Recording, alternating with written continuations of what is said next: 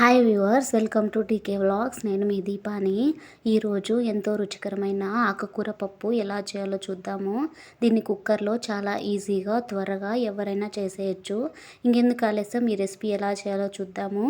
దానికోసం కుక్కర్ తీసుకోండి. అందులోకి 1 గ్లాసు కందిపప్పును తీసుకుని దీనిలోకి నీరు వేసి బాగా కడిగి పక్కన పెట్టుకోండి. దీనిలోకి కట్ చేసి పెట్టుకున్న ఆకుకూరను వేసుకోండి. ఇక్కడ నేను చక్కెరపాంతాకును వేసుకున్నాను. ఇది టేస్ట్లో సూపర్గా ఉంటుంది. తరువాత 10 వెల్లుల్లి రెబ్బలు, 10 ఒట్టిమిరపకాయలు, కొంచెం చింతపండు, కట్ చేసి పెట్టుకున్న టమాటా ముక్కలు, 1/2 టేబుల్ స్పూన్ కారం, 1 టేబుల్ స్పూన్ ధనియాల పొడి, 1/2 టేబుల్ స్పూన్ పసుపు, తగినన్ని నీరు వేసి కుక్కర్ మూత పెట్టి 3 విజిల్ వచ్చేంత వరకు వెయిట్ చేయండి. తరువాత కుక్కర్ దించి చల్లారనించి మూత తీసి మ్యాషర్ని తీసుకుని వీటిని బాగా మ్యాష్ చేయండి. ఇలా చేయడం వల్ల వెజిటబుల్స్ మసాలా అంతా కలిసి మంచి టేస్ట్ అనేది వస్తుంది. తర్వాత రుచికి సరిపడినంత ఉప్పు వేసుకుని ఒకసారి బాగా కలుపుకోండి. దీనికి పోపును వేసుకుందాము. దానికోసం ఒక ప్యాన్ పెట్టుకోండి. దానిలోకి 3 టేబుల్ స్పూన్ ఆయిల్ వేసుకోండి.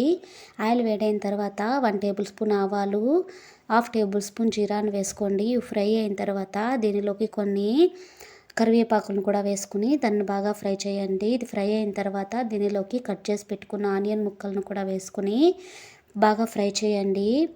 ఇది ఇప్పుడు బాగా ఫ్రై అయింది. దీనిలోకి సన్నగా కట్ చేసి పెట్టుకున్న కొత్తిమీరను కూడా వేసుకుని 1 మినిట్ పాటు ఫ్రై చేయండి.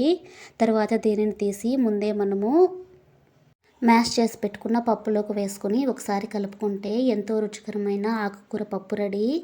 దీనిని వేడివేడి అన్నంలో వేసుకుని కొంచెం నెయ్యి వేసుకుని తింటే సూపర్ అంటే సూపర్గా ఉంటుంది. మీకు కానీ నా రెసిపీ నచ్చినట్లయితే ప్లీజ్ ఒక చిన్న లైక్ చేయండి. అదేవిధంగా మీ ఫ్రెండ్స్కి, ఫ్యామిలీ మెంబర్కి షేర్ చేయండి. మరిన్ని వీడియోల కోసం నా ఛానల్ సబ్స్క్రైబ్ చేయండి. అదేవిధంగా పక్కనే ఉన్న బెల్ ఐకాన్ను యాక్టివేట్ చేయండి. ఇలా చేయడం వల్ల నేను చేసే ప్రతి రెసిపీ మీకు నోటిఫికేషన్ రూపంలో వస్తుంది. Thank you for watching. For more recipes please subscribe to my channel.